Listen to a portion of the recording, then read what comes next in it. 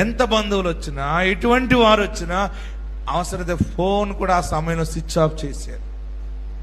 ప్రార్థన సమయంలో switch off చేసి పడేయండి అంతే, లేదా సైలెంట్లో పెట్టి దూరంగా అవతల రూములో తలంపాలు కింద పెట్టుకోండి, పిల్లో కింద పెట్టుకోండి.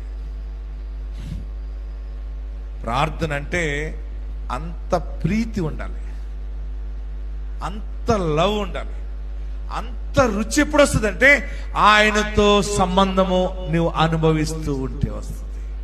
నువ్వు ప్రార్థన చేయడం మొదలుపెట్టు, తెలియకుండా చీకటి వెలుగుగా మారటం నువ్వు చూస్తావు. చూడండి, నైట్ చీకటి వస్తుంది, సూర్యోదయం రావటం మొదలైనప్పుడు స్లోగా చీకటి వెళ్ళిపోతూ ఉంటుంది, వెలుగు వస్తూ ఉంటుంది.